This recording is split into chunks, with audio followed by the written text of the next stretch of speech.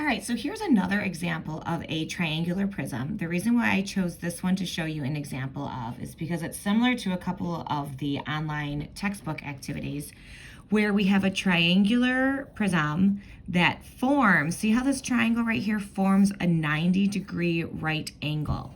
So right now, we don't need all of these measurements to find the area of this triangle right here when I'm finding the surface area of this triangular prism. All I really need is this 8 right here and this 6 right here.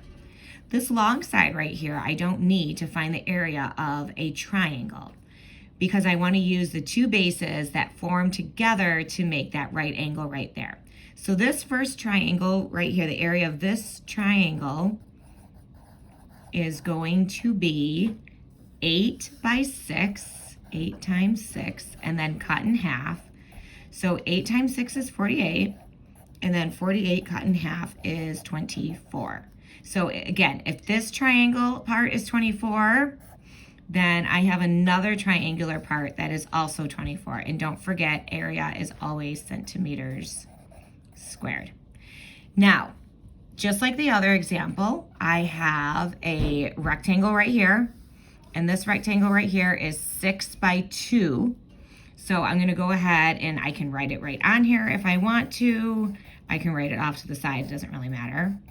So 6 times 2 is 12.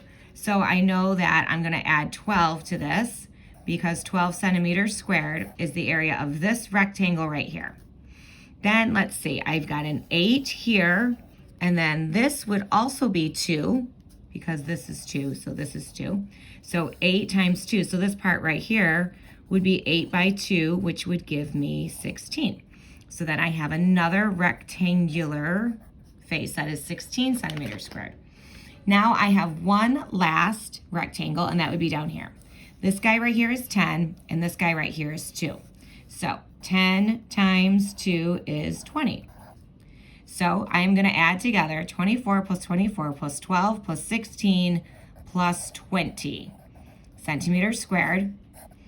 When I add all of those up together, I should get 96 centimeters squared for the area of this triangular prism.